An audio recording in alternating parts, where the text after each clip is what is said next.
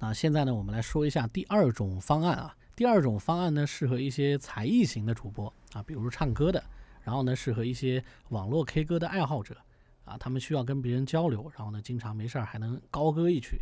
那唱歌的时候呢，肯定你是希望自己的声音是有修饰的，比如说啊，你环境比较复杂，那这个时候呢，你需要降噪啊，你唱歌肯定是会跑调的，是人都会跑调，那你可能需要音高修正。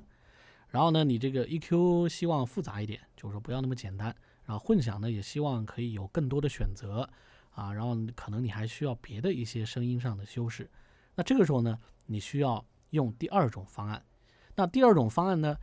光靠自己的声卡肯定是不行的，所以我们需要借助第三方的软件，也就是宿主软件啊，简称 DAW。那它呢叫做音频工作站啊，数字音频工作站。那网上很多同学呢把它叫做机架啊，其实机架这个说法是错误的啊，不应该这么叫啊，反正无所谓吧，反正你理解是这么个意思就行啊。那我这里呢推荐大家使用一个宿主软件叫 Studio One， 这个宿主软件呢有4大好处啊，值得你去使用它。第一个呢，它天然支持中文啊，不需要你去汉化，它官方就支持中文。第二个呢，它的这个软件非常的轻巧，包括界面设置各方面都非常的简单，很亲民。第三个呢，它的功能非常的强大它是一个非常专业的软件，你用它出唱片都没有问题。第四个呢，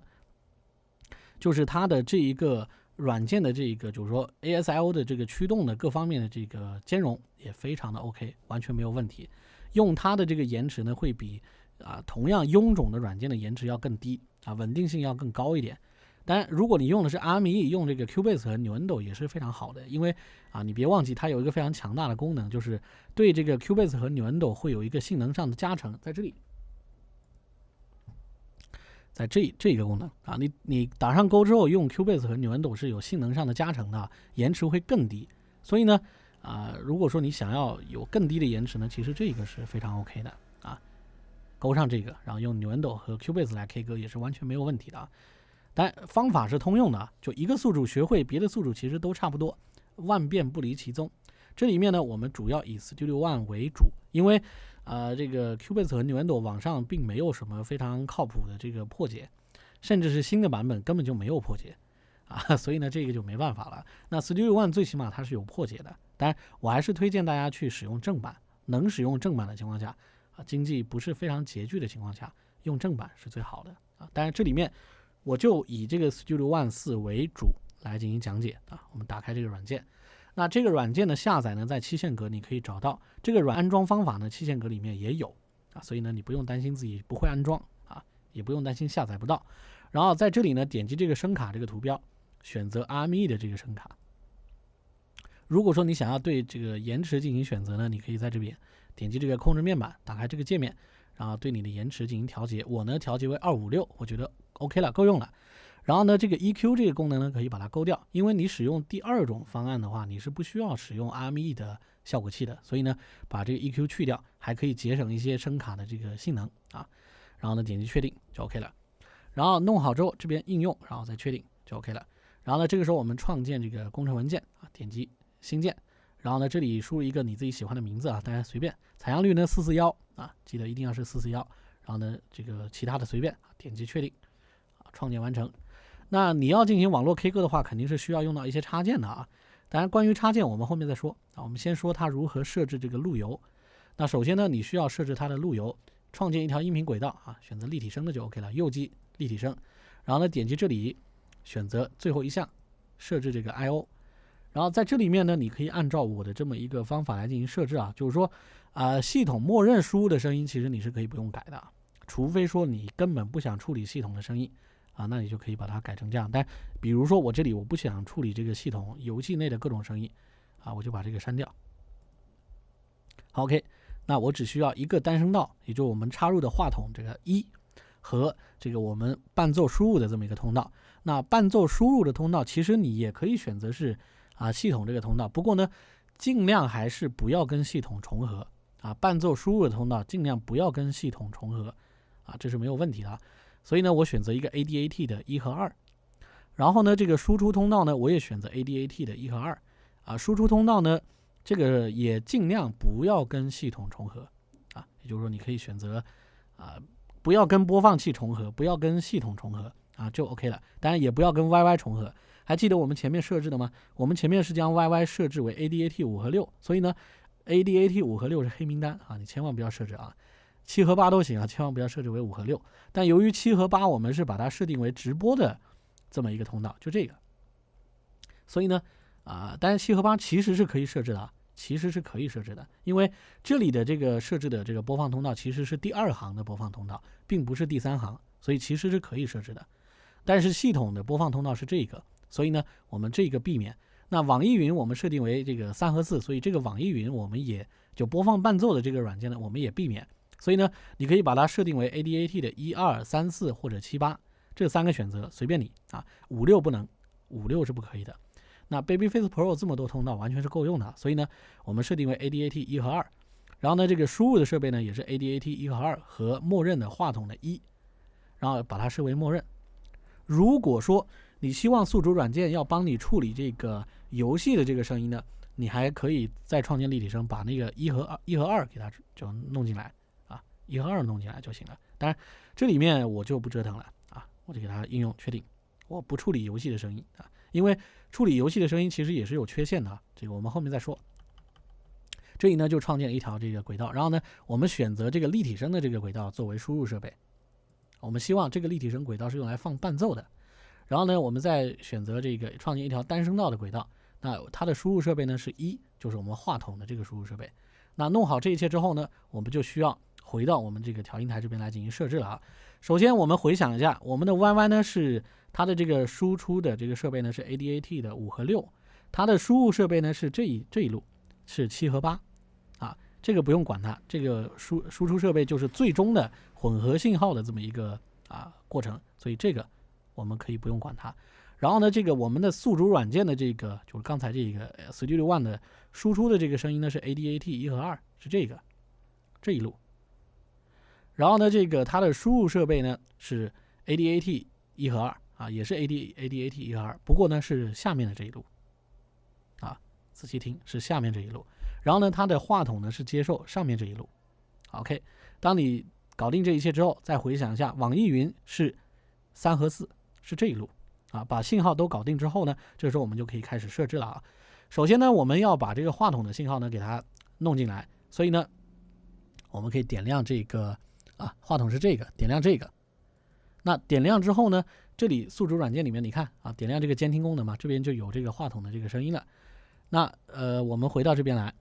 那这个时候呢其实你们是听不见的啊，你们是完全听不到这个宿主软件传出来的声音的，所以呢我需要将硬件的这么一个发送给它关掉。就上方这个我们发送给了7和8嘛，是不是？所以我要把7和8这个给它关掉。然后呢再把这个发送给你们，把这个宿主软件输出的这个 ADAT 1和2的信号发送给你们，这样子呢你们就能听到这个声音的这个信号了。当然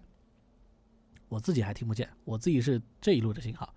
好，那我自己要听见的，我也要把这个给它弄掉，然后我把这一路的信号发送过来啊。当然这里面的这个这个无所谓啊，不用管它。也就是说这里我发送给自己的这个声音呢，这样子你们能听到，我也能听到。这个是耳机的这个通道嘛，大家应该还记得啊，我说过嘛，硬件的这个通道要跟这个实际直播的通道要分开啊，这样子呢我就能够直接听到宿主软件出来的声音了。当然你们也能听到现在你们也能听到直播的这个声音。好，那这个伴奏如何把它放进去呢？同样的道理，我们这个网易云呢是3和4的这个声音，所以呢我们先播放网易云的这个音乐。好，现在3和4已经在播放了。如果说我选择这个7和8直接拉的话，你们是能直接听见 BGM 的啊。但是呢我们希望通过宿主软件来处理伴奏，所以呢我要把它发送到 Studio One 里面去。怎么发送呢？首先 Studio One 的这个是 ADAT 的1和2，对吧？是这一路的这个信号，所以呢我们需要将这一路信号发送给它。好，先把这一路信号发送给它。好，发送给它之后呢，然后但是为了避免音量过大，所以呢我们先不用把它发送的过大啊。然后呢这个时候你会发现这里其实并没有声音啊，我们可以预先把这个就是说监听功能给它点亮，但这里其实没有声音。如何把这个东西发送给他呢？我们要选择 ADAT， 然后呢点亮内录功能。好，有了，对吧？这个时候就有了。啊，这个时候就有了。那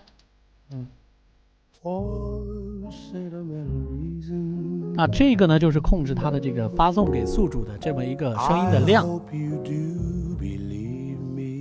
说，你可以把它调到标准的这个音量，然后呢，按 F3，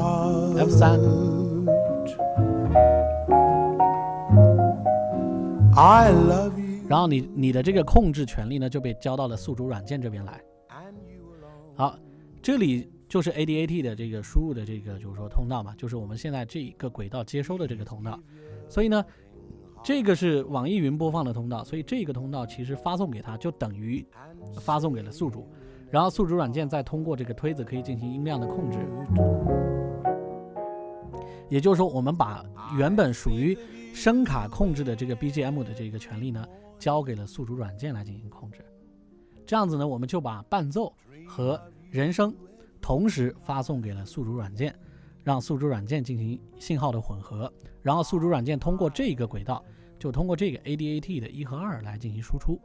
你想让哪个轨道来听到这个声音呢？你就直接把它发送给它就行了。但是这里切记啊，当你选择 ADAT 的时候，上方这个推子千万不要动啊！上方这个 ADAT 1、2的推子啊，这个平行的这个推子千万不要动啊，一动就会啸叫啊，嗡一下啊，那个会很吵，会吓死你啊！所以呢，这个推子千万不能动啊！你可以动这个推子，可以动这个啊，就只能动这个推子啊，不能动别的推子啊，就这样就 OK 了。当然，你也可以将话筒直接发送进来啊，比如这里发送给他也可以。不过呢，建议不要这么做啊，还是单独把话筒的信号发送给宿主就 OK 了，